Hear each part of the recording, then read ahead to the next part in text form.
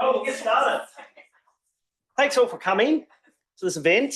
It'll be good fun, all ready for projects. Now, we've got a lot of projects today, probably the most we've ever had.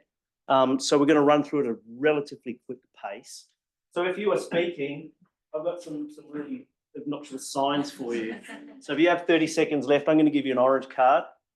And if you're over 3 minutes, I'm going to give you the red card and I'm going to kick you off, all right? We'll move through. And at 2:30, when we end, we're going to move to the flex space and there'll just be some food. And for those students, you can start talking to potential supervisors. Cool, makes sense? If anyone, because there's another event here at 2:30 about potential professional masters, if anyone is interested. So again, you can stay here and hear about that. That's what we want to know as well. Good point. Cool. Yes. Are you ready? Mum's up. Come on, Mum. Yes, I have time. Two directions. Okay. All right. Well, nice to see you all. I've got some projects underway at the moment to do with Antarctic tourism. In terms of the areas that we look at, there are quite a few.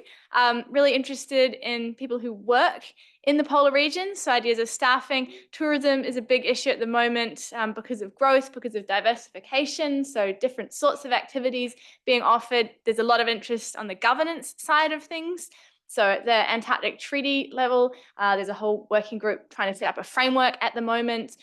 So we have sort of some specific questions that would be interesting to look at from that perspective. For next year, so 2026, I said I've got the interest in the workplace. Really would like to reprise some work on polar guides. So looking at who are those guides, what skills do they have, where have they come from, what skills are needed in the future. So some work we did back in 2020, sort of updating that post-pandemic. In terms of some of the other topics that me and some of my colleagues work on too, Antarctic gateways, so Hobart as an Antarctic city. We've been doing some work with Beaker Street Festival, if you're aware of that one. So there might be some projects around that next year, pending funding of a project that's in right now. Also interested in things like citizen science and particularly how that intersects with the sort of tourism experience in the Antarctic. And then I've put cultural connections there more broadly because that's a lot of the work that we do as well. So what people think about Antarctica, the stories we tell about Antarctica, and also how we make connections with it from afar. So the specific project here is to do with guides who works in Antarctica and the skills. But if you had an interest in any of those topics more broadly, I'd be happy to talk further. Thanks. Wicked. All right, we're going to go talk about Jack mackerel now. Katarina.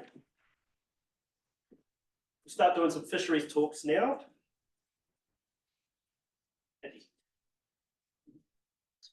Here, right? Go for it. Yep. Hello, everyone.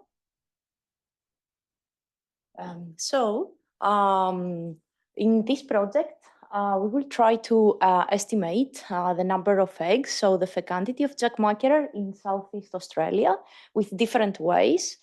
There are no estimates or like an accurate number of batch fecundity of that stock so far. So it's a great opportunity to help our group to test all the different methods and estimate that number and see how this number from the tissue of the ovary, which we will use like histology or fresh tissue, and from the tissue of the ovary, you can come up with a number that is the number of the eggs that the fish release per spawning event, and how useful this is for the spawning stock biomass estimates and how this number involves in the fish stock assessment and in the sustainable management and way to manage the fisheries in Australia.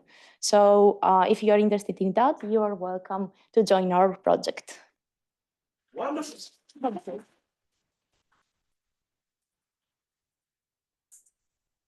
Ivone? Very fast. Very fast. Okay, so good afternoon. I am Ivona. I'm coming from IMS Taruna. So the project should be also developed there.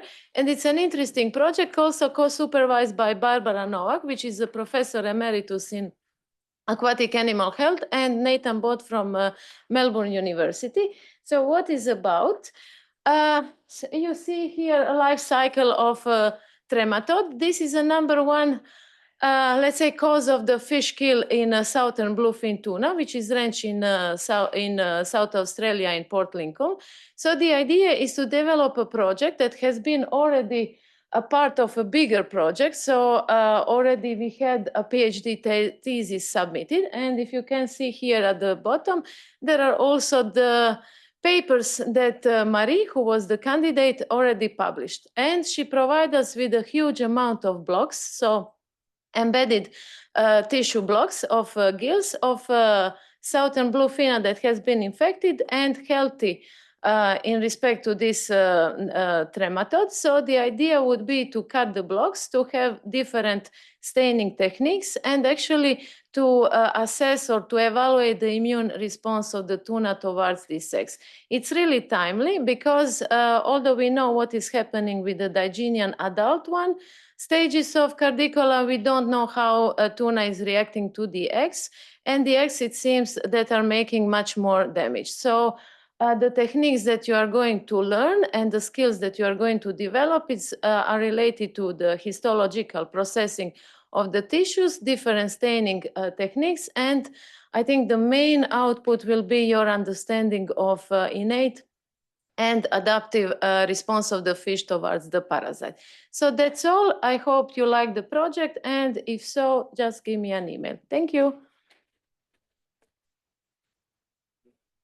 You're all going so fast. You know, 2 minutes ahead schedule. Frostfish, Peter. Yeah, good afternoon, everyone. My name's Peter. I'm one of the supervisors for this project, along with Paul Birch from CSIRO and also Ricky Taylor, who's a PhD student split between IMAS and CSIRO. Yeah, if you're interested in fisheries research, particular, say, fisheries management, this is a great project to get you in that space. Importantly, all the samples are collected. So this is largely a lab-based project. There won't be any problems to do with getting enough samples. Ricky has collected 650 fish already. So it's kind of a ready-made project for someone who's really interested in getting their hands dirty. We also do have some actual animals, so you do get to cut up fish, which is great. I love cutting up fish. And you also get to work with the best structure a fish has is otoliths. Otoliths are fish ear bones. They're used for aging the animals. Yeah, so a large part of the project will be setting, sectioning, reading otoliths, developing growth curves like this image here. Yeah, so this is an emerging species. It's a bycatch species in the blue grenadier fishery off the west coast of Tasmania. Potentially could become a commercial fishery, and so we want to know more information about it, and things like age and growth are really important. So essentially, yeah, that's the project. If you have any questions, I'm more than happy to answer them afterwards or send us an email. Yeah, that'd be great. Look forward to meeting some of you. Thanks. We have a question down the front. You have your hand up. You want to ask a question?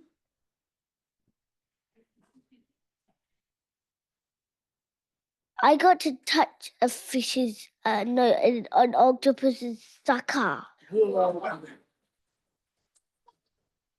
Did it let go? Yes. It was already dead. Thank goodness. Awesome. Sorry.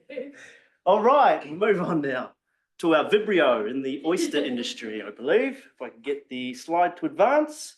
Perfect. Front and click. Thanks. Hi everyone, my name's Claire. I work with the Fish Health, Biosecurity and Seafood Safety team down at IMAS Taroona, and we're pitching a project today on Vibrio communities in an oyster growing estuary in Tasmania. A little bit of background on Vibrio species. They're ubiquitous in marine and estuarine environments, but they can be problematic for both animals and humans. They've been associated with massive oyster mortalities, but also big outbreaks that can harm human health. So in 2021 was our most recent outbreak of Vibrio parahemolyticus, where 268 people got sick. Seems like a small number, but that cost $15 million to the oyster industry. So it's a pretty important pathogen. And we're interested to look at community dynamics of Vibrio species in an estuary and how they respond to environmental parameters like rainfall and changing seasons, but also what species are present that could have implications for both animal and human health. Throughout the study, we'll be using a combination of molecular techniques and also traditional microbiological techniques to look at these communities, and also some targeted analyses to look at key species of interest.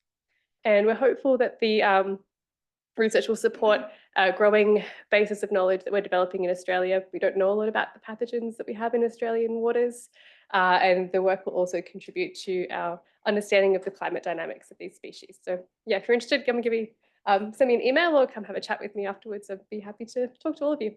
Thanks. Awesome. Giant crabs next. Love the look of these things. Sorry, Stan, go ahead. Hi everybody, my name's Sam. I work with the crustacean fishery down at Taroona as well. It's actually really great to see lots of Taroona people here today. It was not like this last time. So the project is looking at quantifying the Southeast giant crab fisheries carbon footprint. The team is myself, Rafa Leon, who works down as the crustacean team leader at Taroona, and Stephen Rust, who's a marine economist. So if you're interested in any kind of economics, this is definitely something that might interest you. The project is looking at fishery sustainability. So generally this looks at, the sustainability of the stock and any direct effects, such as effects on bycatch or habitat. But a bigger part of this is looking at the entire seafood supply chain. So this is going to be looking at a specific process, the life cycle assessment. This looks at the carbon impacts from catching the fish through to where it ends up on someone's plate. So you can see here, so this is the vessel day. So this is the effort in the giant crab fishery at the moment. You can see that it's taken a big drop over time, but at the moment, we don't have any information about the carbon footprint of this fishery. Yes, so it's quantifying the carbon footprint using LCA. There's lots of different little bits within the LCA approach. So you can look at global warming potential, acidification potential, eutrophication, ozone depletion, cumulative energy demand. So this can be as big or as small as you would like it to be. The outcome, we don't have any information about this fishery besides how many fishing days are happening times by the amount of fuel they're using. So it's a very rudimentary measure of carbon footprint at the moment. So any information is great. There will be this project, we don't have the data for it, you will be collecting it. So at the moment, this will be looking at surveys with the fishers in the fishery. So there's a lot of industry engagement for this. If you're interested in participating with industry, it's a good one.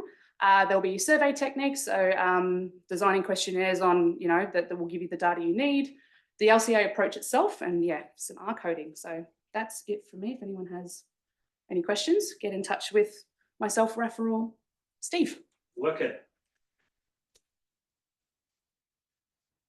You're also efficient. You could slow down a little because I really, really want to use my red card. So John's got a double slot. So yeah, hi all. I'm John Keane. I'm the program leader of wild fisheries down at Taroona. So lead the team that does all the wild fisheries research, supporting sustainable fisheries science to inform government. Got two projects, and these are largely project concepts at the moment rather than fully developed projects. The first one is obviously the sea urchin, many will know, is destroying the east coast through overgrazing. There's now, we estimate, 30 million over there. So we're looking at all these sources of information to help inform the management, the spatial management of the sea urchin. One of the areas we don't know much about is the recreational dive industry. And there's a lot of recreational diving on the east coast of Tasmania in terms of both harvesting for crayfish and abalone, and also just going for underwater photography and looking at the great lot of biodiversity. So we're looking at forming a project team that can go out and quantify the recreational dive industry. So where people are diving, what they value, where those areas are important to them. And that way we can direct sea urchin management to those spatial locations. We could also incorporate some economics into that as well to look at the value of that recreational activity. This will be largely done through online or in-person surveys. So we want someone who's a good communicator, someone who would be good if they did do recreational diving on the East Coast or familiar with the East Coast and all those recreational dive sites. The second one, and this is a need that's come through the Tasmanian commercial dive industry. So the Tasmanian commercial dive fishery fishes for sea urchins and periwinkles mainly. And they want to expand their fishery to also catch sea cucumber. It's a highly valuable species globally. This species here is also caught in New Zealand commercially, but we don't know anything about this species here in Tasmania. There is some existing data sets that we may be able to leverage on. There could be opportunities for field work for the right student, or it could be working with the commercial fishers themselves and going up to, say, St Helens and liaising with the fishermen, collecting samples. It could be lab work, could be market analysis. So there's a few directions that this project could take.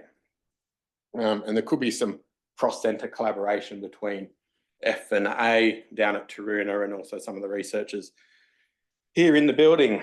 So I guess the impact of this of the project would be help guide the development of a new fishery here in Tasmania. Yeah, and I think I'll just... Does it taste any good?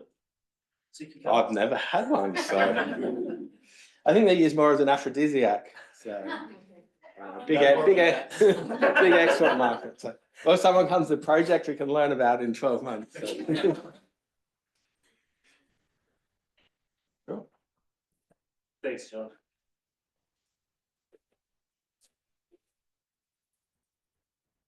All right, going down to the microbes now. Oh, Andy, you are there. I couldn't see you. But staying with urchins. But staying with urchins, there you go. Andreas. And my name's Andreas Seeger. I'm a research fellow down at IMAS Taroona. And I also work for SafeFish, which is the National Seafood Safety Market Access Program. This project is looking at sea urchins. You might have heard all about toxic algal blooms in South Australia, but we actually have our own toxic algal blooms down here. They produce paralytic shellfish toxins, and we know they can accumulate in certain seafood species. For example, filter feeding mollusks, so your mussels, oysters, they can rapidly accumulate the toxins. And then if predators come along, they eat those and further accumulate the toxin. But what we don't know a whole lot about is what happens with the marine grazers. So species like sea urchins can actually take up the toxin. And of course, that's an issue for human consumption as well, because if there's toxin present in seafood, humans ingest those contaminated seafood, there's a risk of developing poisoning symptoms. So this project is looking at having a worst case scenario of a big algal bloom. So we culture lots of algae in the laboratory, expose the sea urchins and see whether they take up the toxin or not. At the same time, that presents the opportunity to look at the behavior of sea urchins. So do they stop feeding? Or we could also do some filming, for example, look if their movement patterns change in the tanks in response to exposure to algae. Yeah, so it's really about answering that questions. Are they at risk of taking up the toxins? And is there actually any impact on the animal itself? So I think I'll just leave it at that. If there's any more questions, feel free to shoot me an email. And I also mentioned I'm running the KSM 720, the professional masters. So after this, we'll be looking at talking a bit more about what the professional master is all about and what the opportunities there are. So thank you. Thanks, Andy. Always time for a plug. Going to change to oceans, ice and climate now. We've got Helen up next. You ready to go, Helen? Talking about the Antarctic circumpolar current. I think your slides Oh, there. yes. Thanks, Fraser. Yeah, so our group has been focused on the Antarctic circumpolar current for quite some time. And one of the key things that we're looking at is how this current stops heat moving south towards Antarctica and why there are some special places where in fact heat gets through. And so in this picture up the top, this is the region of our focus, south of Tasmania and New Zealand. The pink lines show the approximate pathway of the strongest part of the Antarctic circumpolar current. And you'll see that it has to get through Macquarie Ridge. And that is a series of narrow gaps, like this one. It's only a few tens of kilometres wide and not as deep as the rest of the path that the current has to flow through. So this current is quite strong at the sea surface. It travels about 1 metre per second in the surface, but it quickly gets slower down deep in these regions away from the Macquarie Ridge. But as it approaches these quite narrow gaps in the ridge, it actually gets faster at depth and weaker in the surface. And that's what this earlier study showed based on actually putting some moored instruments in a gap in the ridge to see how the current was different in the ridge, which is the red lines, versus further upstream, showing that it's got much faster in the deeper levels than it was upstream and in fact downstream.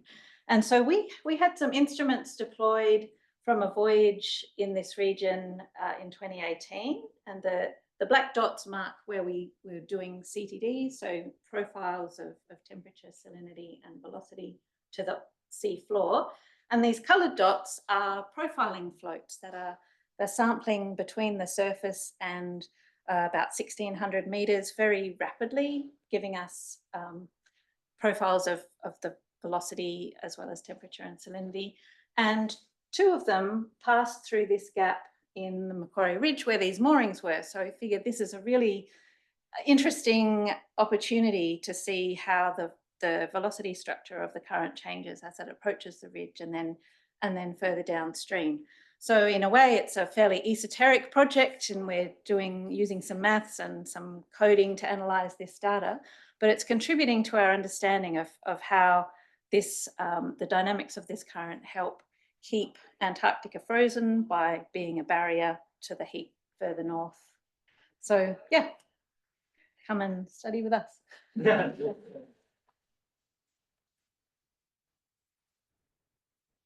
It's the moment of silence while I close the door. So we're going to pause there for a sec because everyone's going way too fast. Are there any questions on those projects to start? On these ones? Does anyone have a burning desire to ask something? That'd be a negative. No? Okay. Not even about sea cucumbers and aphrodisiacs? I've got a few questions. Anyway, without further ado, I'll move on. Otherwise, I'll get myself into hot water, which we have with Millie next. Thank you. Thank you. I'm here next week. No, of course not. Hey everyone, I'm Millie. Wait, can you hear me? Is this, yeah, I'm sure this is fine. And yeah, I'm here to advertise this project that I have with Haiting Zhang, who sat right here. And basically we're really interested in Antarctic and Southern Ocean zooplankton, in particular Antarctic krill and other krill species. And we're really interested in their physiological response to warming.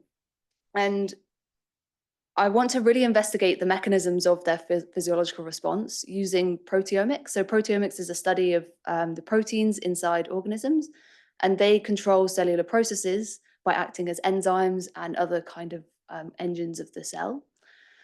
And so what this project will look at doing is it will use an existing data set from aquario experiments that I conducted, testing warming and ion availability in the lab.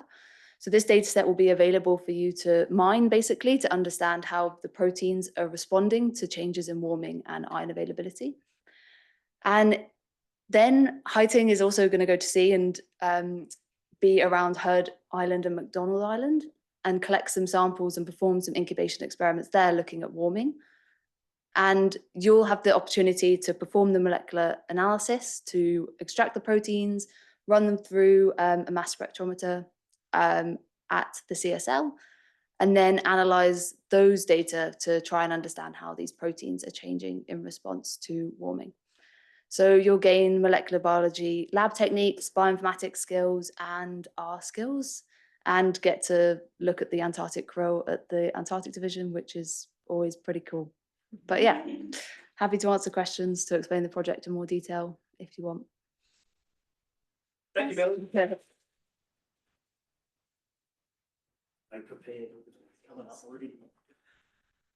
All right. Alkalinity. All right. It's a hard sell, but hi everyone, I'm Max Rintel, and I'm here to talk about ocean alkalinity enhancement and projects associated with that. As we all know, the world's warming. It's primarily warming because we're putting CO2 in the atmosphere. People are looking at ways of getting CO2 out of the atmosphere, and one place they want to put it is the ocean. One method of doing that is ocean alkalinity enhancement, which can be achieved in a whole bunch of ways, kind of shown up here. But one key thing about this is that it's already being performed, and where it's being performed and where it's likely to be performed in the future is by the coast. If you change the chemistry of the water by the coast, that water comes in contact with the sediments. And right now, we don't really know what that means. The sediments are themselves a natural source of alkalinity, and we don't know what these feedbacks are going to look like. So if we add a bunch of alkalinity, but then we shut down these natural fluxes, then our net change is much smaller than what we've added. We've lost a lot of what we were trying to do. We've lost a lot of our efficiency there.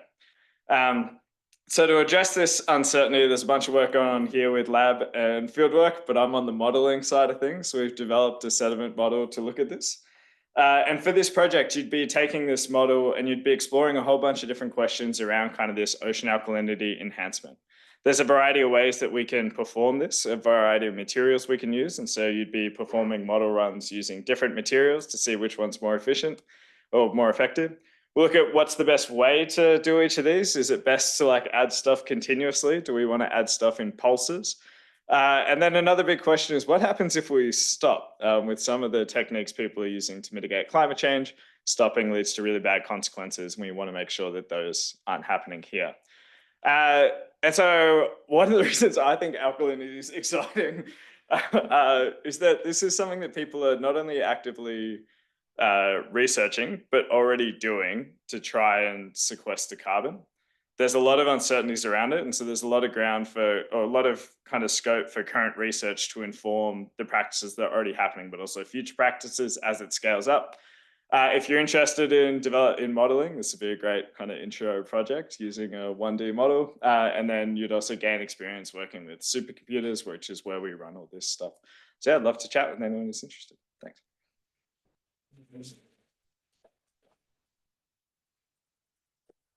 That's good, almost signed me up. Now, I don't see Andy in the room. Is Andy Bowie here? No, I think it's because we're a little bit ahead of schedule. So please ask a question while I figure out what to do. But I'm going to skip forward a couple and we'll come back to Andy if he pops in the room. There's Xana here. I don't think Xana's here either. She's got some cool dinosaurs. I was really looking forward to seeing her. We'll come back. So I'm going to get Kahi. Kahi, you're up. I'm Kahi. Yes. I forgot to put my name, but this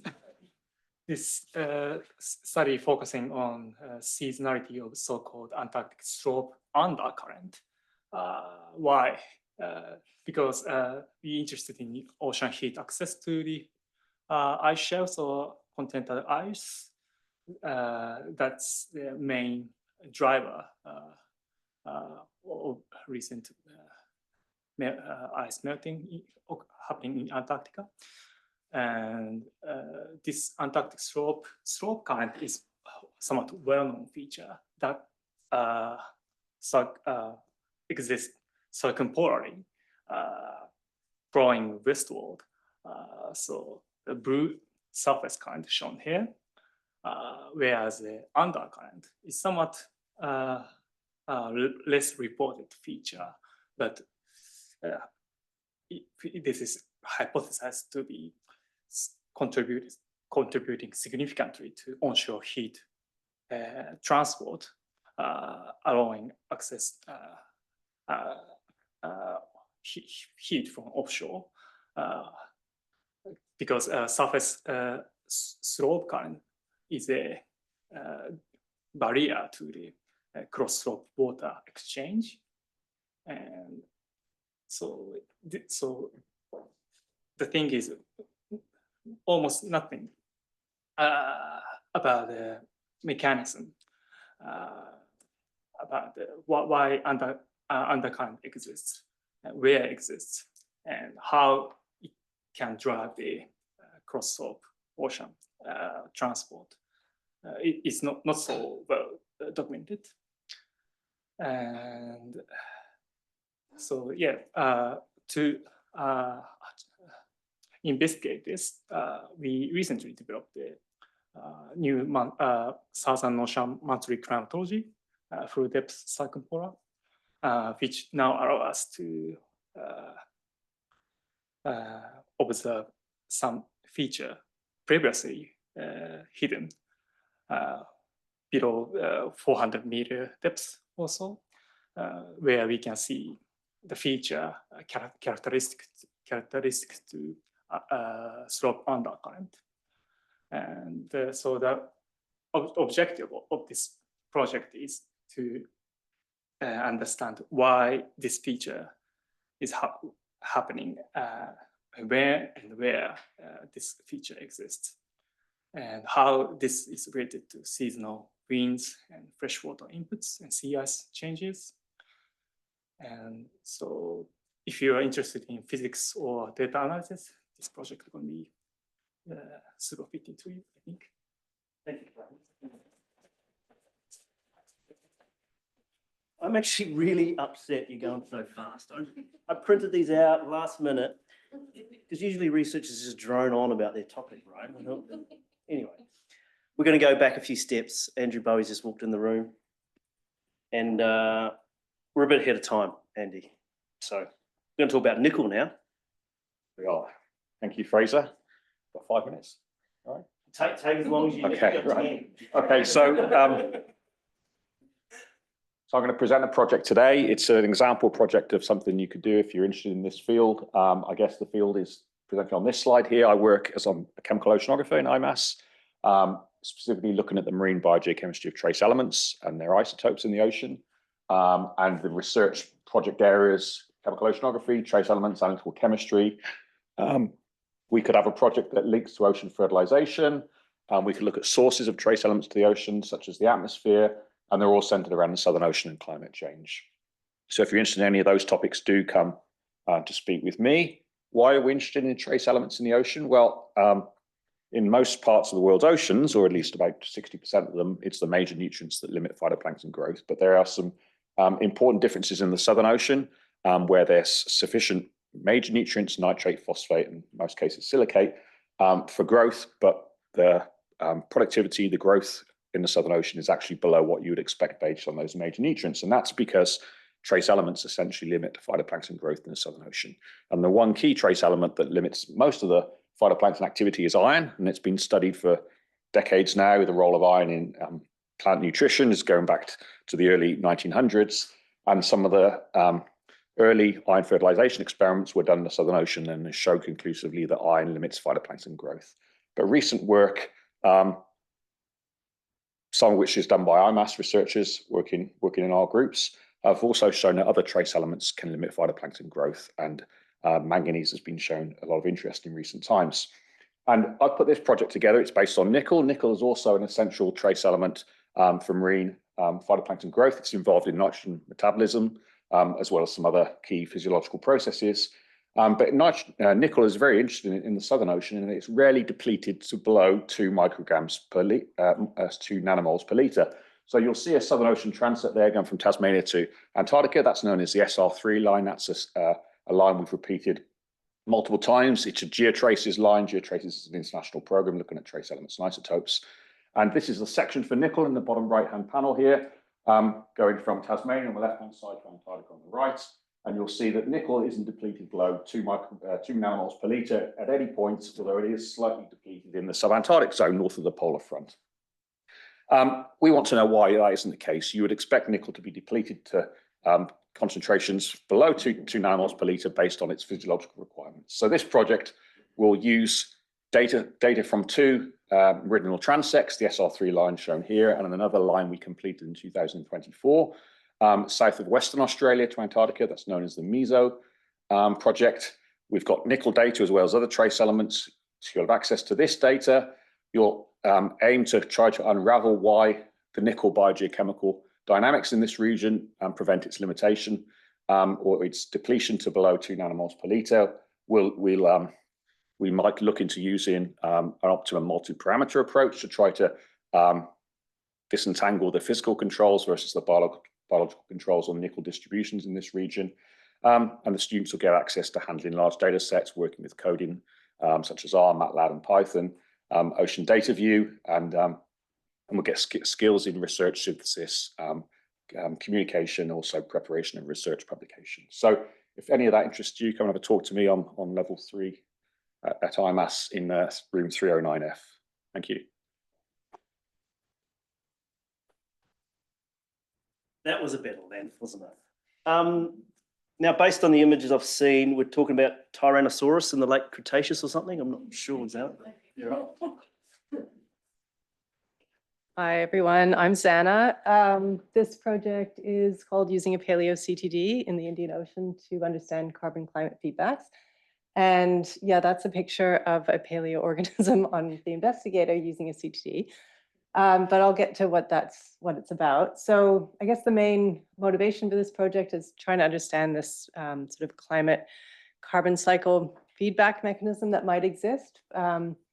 So the idea would be that in warming, as the climate warms, we might get sort of faster decomposition of organic matter because the microbes that remineralize organic matter are stimulated by warmer temperatures. And that would cause the carbon as part of the biological pump to be remineralized at a shallower depth. So it won't kind of reach the deep ocean, it'll just hang out near the surface.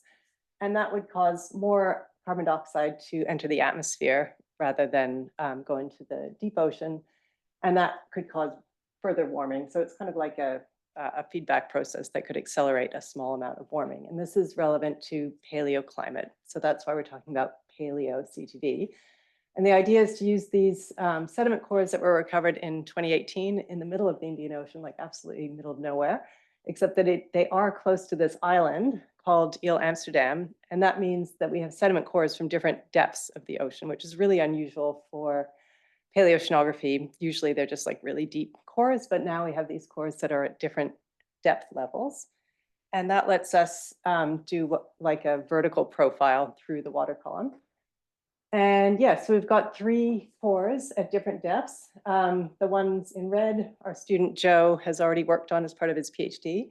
And this honors project would generate new records from these sites that are directly below the site that Joe worked on. So yeah, at slightly deeper water depths. And what we're going to do is compare the water properties that we can reconstruct using our geochemistry between the 3 different depth levels. So they should all have like the same amount of productivity coming down from the above because they're like one on top of each other. And then we can see how it changes through time and also through depth. So we'll be able to see if the deeper sites are indeed getting more carbon reaching them in the colder climate compared to the warm climate, which would kind of support that feedback process that I mentioned.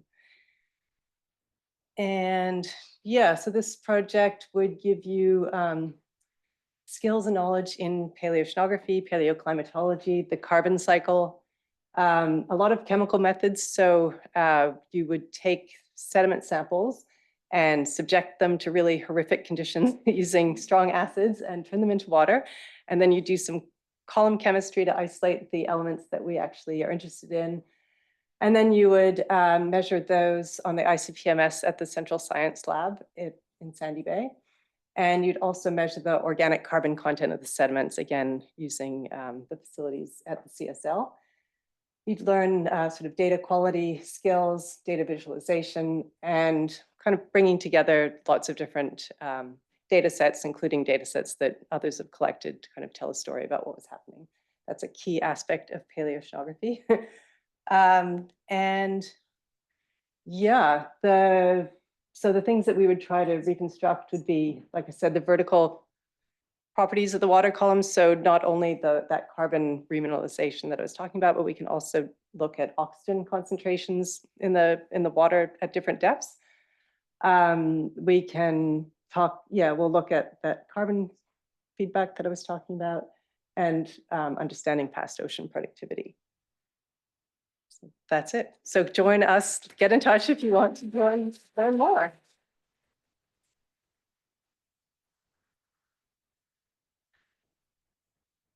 Now we've already done Kaihi, so we're going to skip forward again.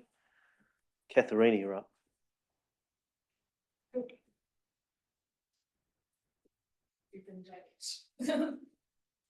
Sorry. Okay. Hi, I'm Katharina, and this project here is work together with Taryn. Taryn would be the main supervisor because it's more in the isotope geochemistry world. So the question is, how did the East Antarctic ice sheet respond to a 4-degree warming during the warm Miocene? And just for those who are not as excited about the Miocene as I am, just to let you know, wombats evolved during that time. I cycled it here in orange. And as you can see from those climate stripes, this was actually a really warm period in the white there, which was like 4 degrees, 5 degrees warmer. And also it looked very different in East Antarctica. And those are reconstructions from Timo, who is visiting us from the Alfred Wegener Institute, just to give the credit here. So the Miocene is a clear analog for high emission future climate scenarios. And what we kind of tried to do, how did this transition happen from the warm climate to colder climates offshore Antarctica? The core material you will be using is from an area that we as people interested in Antarctica know quite well from the recent Denman missions, and it's close to Casey. It's in the deep sea. The core is called DSDP 286 and was drilled in 1973. So it's a little bit of a grandma, but in very good shape. And it's the only deep drill site in the region. So this is the only option to actually get Miocene records from this very warm time in this area that we are very interested and also very worried about. So the isotope geochemistry record has not been done yet, and that might be your honors. This is what the core looks like, a little bit grumbly, but people 73. So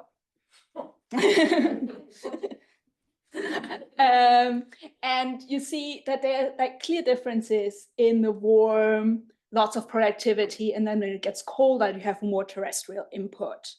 So you will be reconstructing biological productivity, neodymium isotopes, organic carbon, carbonate compositions, and then put that together with physical measurements that have already been done at those cores. You will be in the lab a lot, so you will do also what Sana just mentioned, very mean things to sediments, lots of acids, and do all those preparations in the lab here, and as well as on the central campus. And there's also a little trip in there to go to ANU to use their multi-collector ICDP MNS. So that's kind of like an extra special thing. What's a multi-collector ICP? I have no idea. That's Taryn's. Oh. Yes. So that gives you like isotope compositions. Yes. So if that sounds interesting, if you want to get excited about the Miocene, please come talk to me or Taryn in the next couple of days. Thank you. Thank you. Now, next is Chris Brown, but he's not here. I think he's injured his leg. So, Marie, do you want to go into this one, or do you want me to do this? No idea what he's. Okay. I do. So there's a script here. I'm just going to read it verbatim. I should have read it beforehand. Automatic fisheries modelling with Gen AI.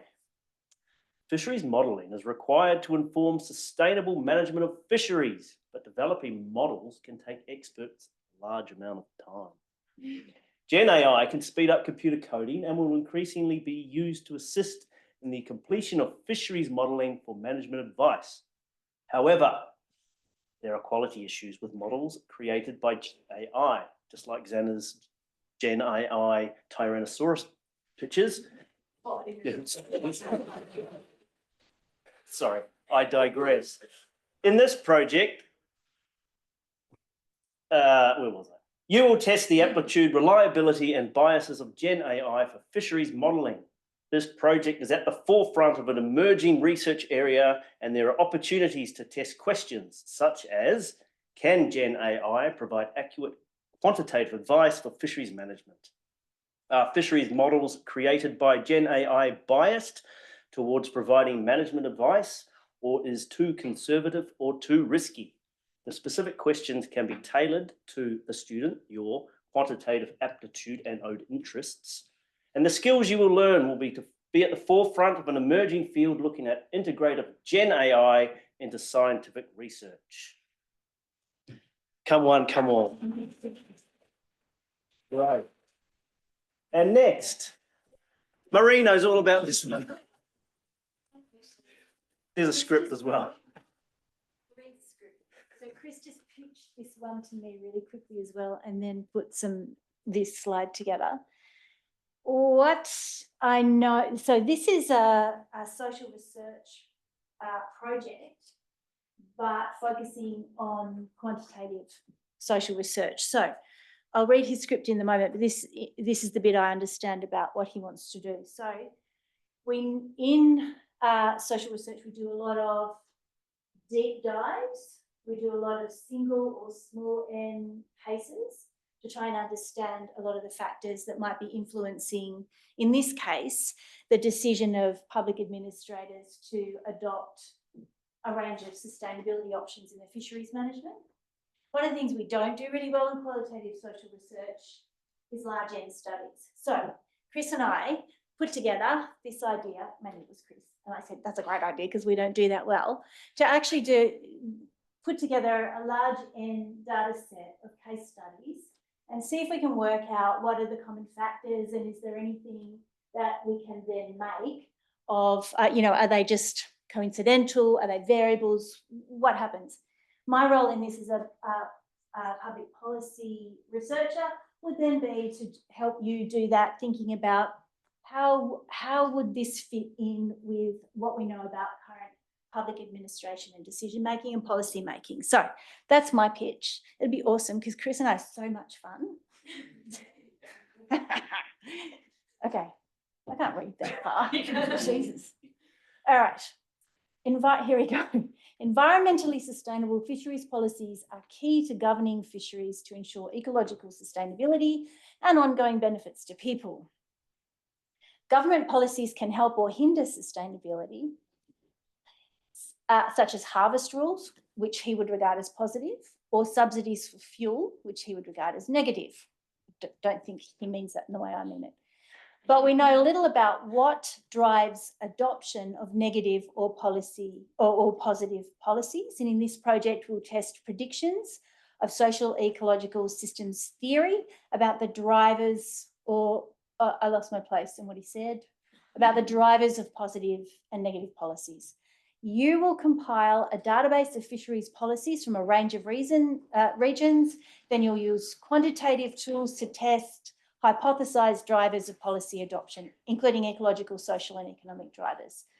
Ultimately, he says this study aims to show how governance of fisheries can be designed to promote policies that promote ecological sustainability. The cynic qualitative social research.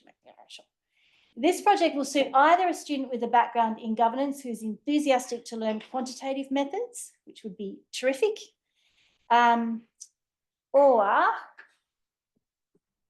like our program, he says, or a student with a background in ecology and quantitative methods, he's thinking their undergrad level up, who's enthusiastic about learning fisheries governance, social ecological systems theory, additional skills, presentation writing, and database management. I would also add some social impact, because we know in our public policy networks, in our research networks, that there is a lot of interest in some of these questions. How do we actually shift our public administration practices? So I think there'd be some research impact there as well.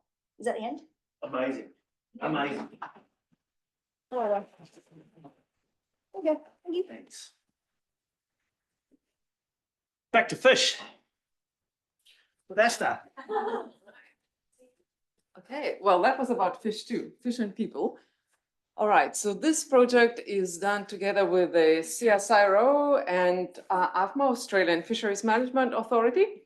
And if this project, you would actually be using genomic data analysis to, this is one of those slides that have ghosts in them. It happened to me before. And I don't know, I have no idea what is causing it. There is some kind of animations embedded and like anyway. So anyway, there are some ghosts, but they wouldn't be your supervisors.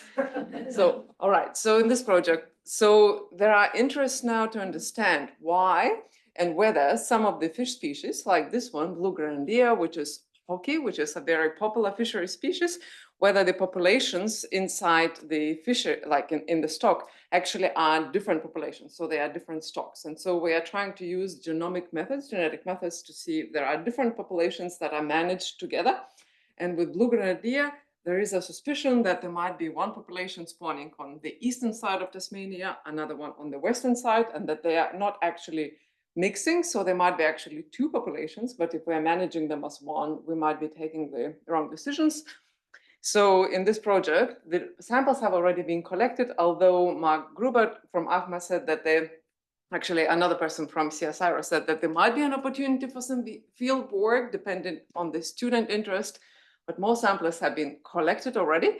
And so you would have to analyze the data using genomic methods and analyze all of this DNA, do all of this DNA analysis, working closely with CSIRO supervisor Sharon, who actually will be overseeing all of this work.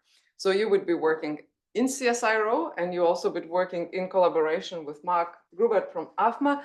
So there is a great possibility to have these connections with 3 different organizations.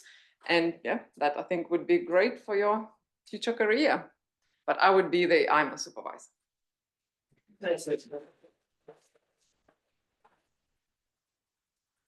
Jan, is he here? Jan's not here. Okay, that's all right. We have not a ghost, but we've got Taryn. She's given me a video, which was very efficient. So I'm going to play Taryn. Taryn, everyone. Oh dear. Here at IMAS, and I'm going to talk to you about an honours project looking at rare earth elements and neodymium isotopes in seawater around Antarctica. This project will be supervised by myself and Zana Chase. So you will have heard about rare earth elements in their application in industry, for example, as very strong magnets in wind turbines or as metals that are found in your phone. But rare earths aren't just cool in their industry application, they're really cool because they can be used to understand ocean circulation. So here we have a map of the distribution of neodymium isotopes in water masses that are below 1500 meters. And you can see that the different colors relate to the composition of waters in the North Atlantic, in the Southern Ocean, and the Pacific. And neodymium isotopes can trace ocean circulation pathways and can be used to reconstruct how ocean circulation changed in the past. To be confident in our application of neodymium as a tracer for past ocean circulation, we need to have a good understanding of the modern distribution of neodymium isotopes in different water masses around the world. And in this honours project, we're going to focus on the composition of neodymium isotopes in an Antarctic bottom water forming region, shown here between Adelie and George V Land. The black and coloured dots on the map show the location of CTD stations where we have samples. And the aim of the project is to measure the concentration of rare earth elements in these seawaters and to isolate the neodymium from the seawater and measure its isotopic composition. This work will be carried out in the trace metal lab here at IMAS, working in a laminar flow hood, doing column chemistry. And the aim is to understand what the composition of neodymium isotopes and rare earth element concentrations are along the north-south transect from the continental shelf into the open ocean, and to understand the influences of sediment dissolution on the neodymium isotopic composition. So far, there's one published site where we have the neodymium isotopic composition of seawater on the Dairyland continental shelf. You can see the star is the location of the station where these green symbols show the neodymium isotope composition is more negative compared to stations that are further out in the Southern Ocean, which is shown as this black symbol, black circles. So in this honors study, we want to look at how the neodymium isotopic composition of dense shelf waters varies across this continental margin, and what the processes are that lead to more negative epsilon neodymium values in the dense shelf waters, and how the composition of Antarctic bottom water, which is exported down the continental slope and into the Southern Ocean, changes.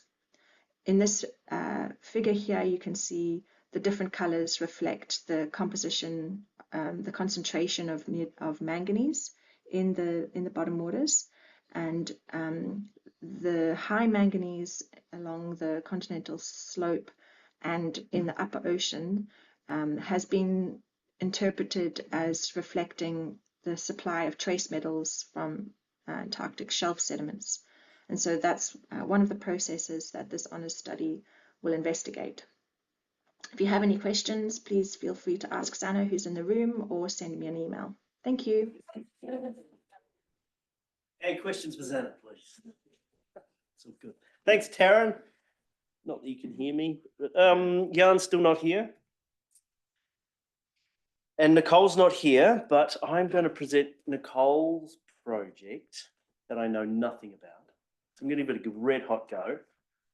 Nicole and Vanessa Lucia, part of EMB, looking at the biodiversity of seamounts, the Macquarie Island seamount, an area of really high biodiversity and productivity. And I know Vanessa does maps and stuff, and I assume it's with mapping, IT, spatial analysis and modelling. And there will be international collaborations with New Zealand scientists, which is great. Really cool images that they produce with various cameras that I don't understand. So next, I get to do it to myself. But contact Nicole and Vanessa, and also Ashley, who's with Earth Sciences New Zealand, formerly known as NIWA, but they've changed the name. So we're going to move on now. Thank you, Nicole. You're welcome. And I see Jan is mingling outside the door. So we're going to just put him. Oh, welcome, Jan, you're up. Oh, cool. Good timing then. We're early. We're early. Yeah, I thought I'd come in. Cool. Oh, hello.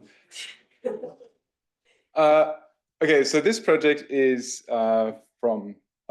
supervised by Nicole and myself, and we are both working on mapping distribution of seafloor biodiversity in Antarctica.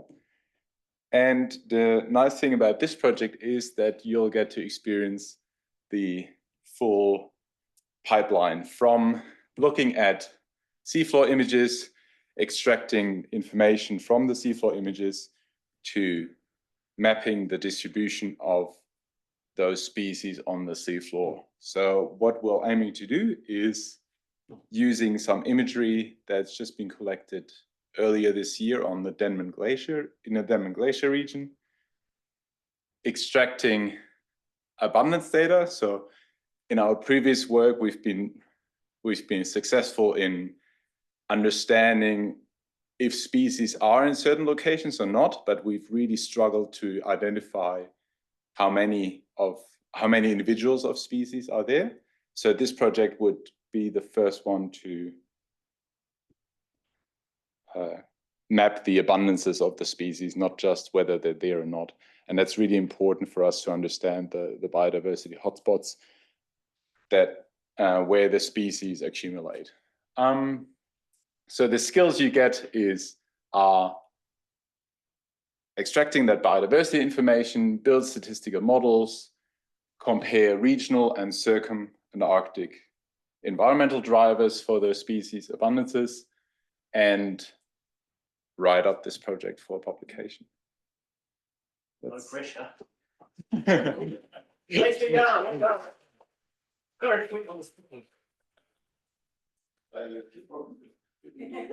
Okay, we've had Taryn, we've had Nicole, now we've got Sonia. But Sonia's not here, it's school holidays, so she's looking after the little ones. So we've got Mark instead. Yeah. And Mark hasn't seen these slides yet, so good luck, good luck. There's 3 of them.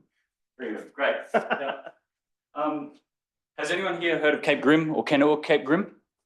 Yes. Yeah, it's the station that sits right on the northwest tip of Tasmania. It measures all sorts of things in the atmosphere. It's one of the stations that sort of recorded the rise of CO2 over the last 50 years or so, actually coming up to 50 years, as well as all the chlorofluorocarbons that have been destroying ozone, as well as measuring the composition of other things in the atmosphere, like aerosols, tiny particles in the atmosphere that are absolutely essential for forming clouds. So this Cape Grim station is super, super important for our understanding of Earth's atmosphere, because it measures all of the pristine air that comes along the Southern Ocean up to here. This is the most pristine air in the world.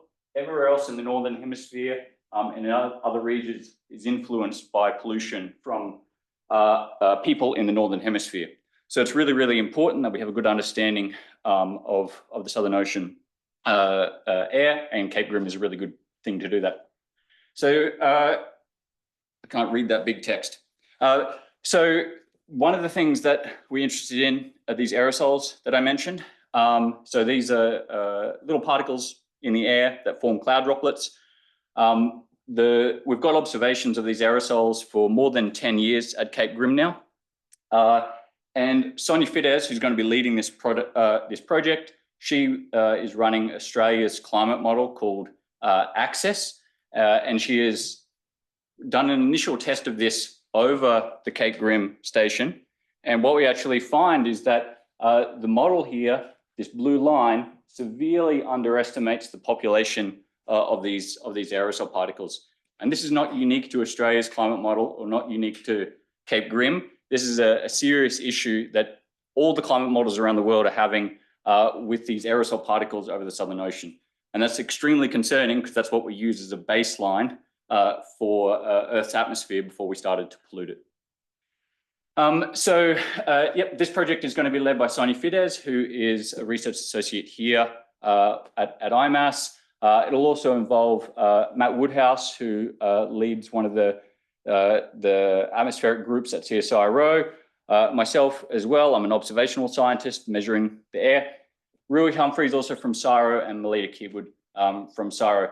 So this is going to be either running or working with the climate model output. Python skills are great. If you're not strong in Python but you're just keen to learn, that's also fine as well. We've supervised many honest students that have started with nothing and learned over the first few months. So as long as you're keen, that's great. You'll be using the National Supercomputer GADI as well to do all the work. So it's really good for remote processing of this. And you'll be working with large climate model data as well as the observational data measured from Cape Grim. So yeah, I think that's it. And you'll learn how to give talks even without seeing the slides beforehand. Oh, that was very smooth. This is about not to be smooth. Beth is not here, so I am your seagrass host.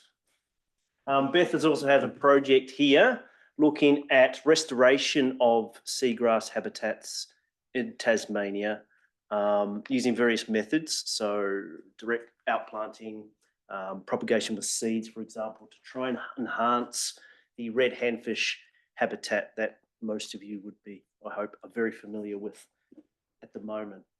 So the supervisors here on this are Beth Strain, Jamina, who really runs that handfish program, and Andrew Trotter down at Taruna, and Elizabeth, who has just come on as a postdoc for seagrass restoration with Beth. And this is the project. I'm not going to go through all of that, but we will post these slides later. And as I said, it's really is to look at those methods of restoration of these seagrass habitats, primarily, I think, in the Derwent and around the east coast of Tasmania, for these critically endangered red handfish. So I can imagine Beth is going to get bombarded with student emails about this. It's a very hot topic at the moment. So contact Beth, pester her. Okay, thank you. Now we have David talking about elephant seals. Thanks, Dave. Thanks for fitting in.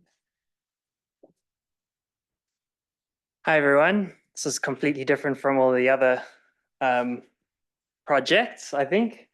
So I'm David Green. So we are sort of presenting this project. So this is led by Sophie Bestley, and then we've got some additional support from Clive McMahon at IMOS, and then Mark Hindle, who's retired but sometimes pops in for things occasionally. So we're really interested in elephant seals. So these are these chaps over here, and putting satellite tags on them. So that's one of the satellite tags we put out a couple of years ago. So elephant seals are really interesting because they are very wide-ranging. They cover the circumpolar Southern Ocean, and they occur in regions as far north as Tassie, but as far south as the Antarctic continent as well. So they cover massive areas of the Southern Ocean, and so tying information about how they're foraging and their foraging effort with population trajectories can tell us a lot about what's going on in different regional parts of or sectors of the Southern Ocean. So one of the interesting things that we particularly want to focus on is that so we have two sites that we work at predominantly. Well, mostly we work on Kerguelen Island, and that population is stable or potentially increasing. And then we have another site that we work at, Macquarie Island, which is Australian territory, and that population has been undergoing a consistent decline for the last, as long as we've known, basically, all the way through the 1900s. But we've generally had a lot of tracking data from Kerguelen Island for the last sort of 25 years, and only in the last couple of years have we been getting equivalent data from Macquarie Island. And so this is a really good opportunity to compare the foraging and movement ecology of these two populations. So we've got contemporaneous data and tracking data from Kerguelen and Macquarie for 2023, as well as this year. And so what we're wanting to do is, so we've tracked predominantly sub-adult male elephant seals, and we're wanting to look at the comparative movement ecology for these two populations as they disperse over the winters of 2023 and 2025. So we're looking at things like how much time they spend in different oceanographic regions, interfrontal zones, which we'd be getting that information from satellite altimetry. We'll also be looking at general metrics of foraging efforts. So things like how far they go, how quickly they disperse, where they're dispersing to, and comparing between the two populations. So the work that you would be doing was, this is another project where you'd be involved with the work through the whole pipeline. I mean, it is a desk-based project, but you would be taking the raw data, working through these custom pipelines and packages to process the data, run the tracking data through state-space models to get accurate estimates of their position, as well as running through movement-based models that tell us how much foraging effort they're putting in. We've also got information on time activity budgets, so how much time they're spending at the surface versus diving versus hauled out, And then we're going to tie all of that information together to understand, how these two populations differ in their foraging ecologies. So if you're interested, come and chat to me. Otherwise, get in contact with Sophie and we can tell you more about it. Thanks, David. This will be an R, by the way. So you'll get an opportunity to learn a lot more about R as well. Oh, we all want that, don't we? Next up, Marie. I forgot to put my name up there, that details up there, but I'll make sure you can get hold of this. So these are not fully formed projects, but they're project concepts. So in social research and humanities in our disciplines, we tend not to set very specific projects and say, we've got this need, come and fill this need. We tend to, it's our culture, we say, what are you interested in? What are you offering? How can we support you to progress your research interests? Having said that, we do have some questions that we are working on.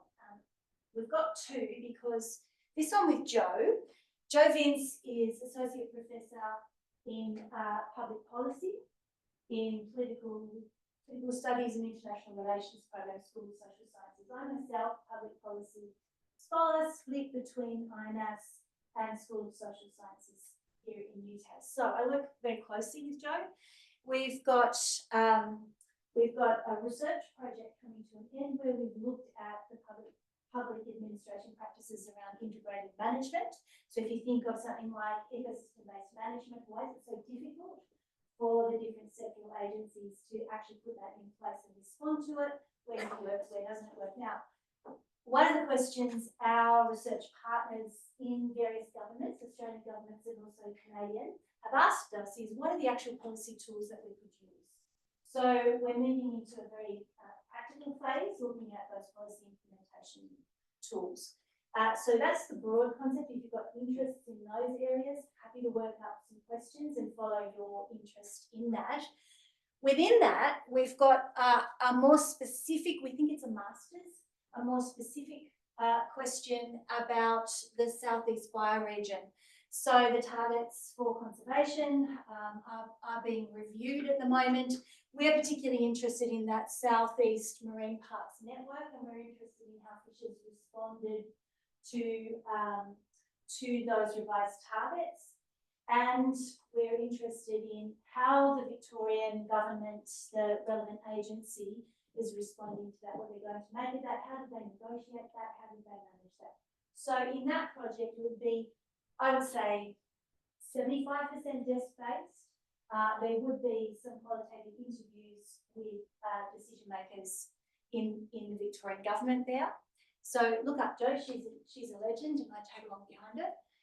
And the other idea, now this one is really a concept that's emerging. We've put novel and emerging conservation interventions there, but we're also talking about climate mitigation interventions.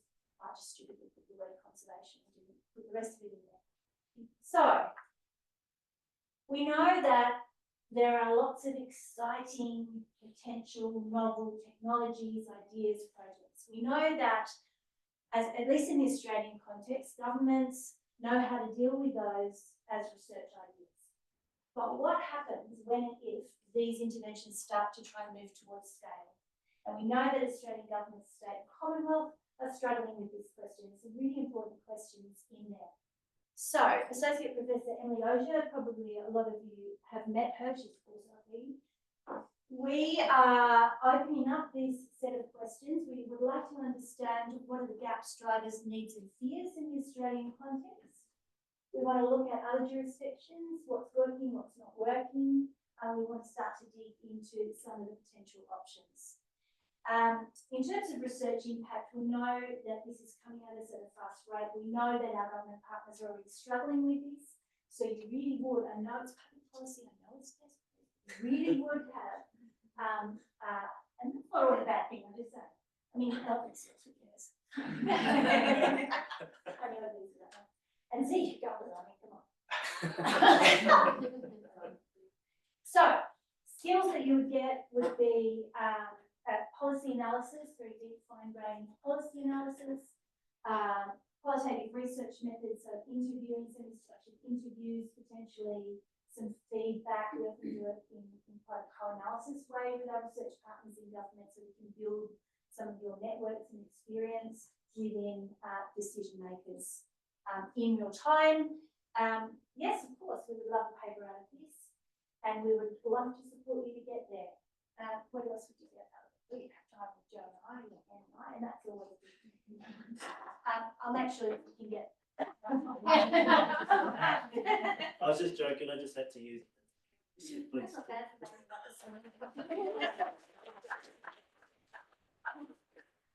Thank you. That's it. That's it. So thanks for attending. Thanks for everyone who presented a project.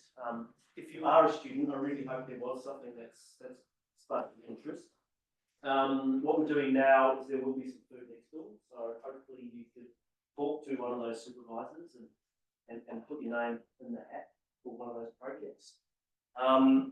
So that's next door, but also at 2:30 there is an info session for the master's program here and also for our professional masters as well.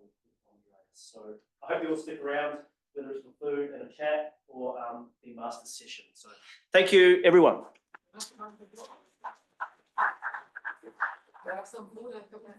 Yep.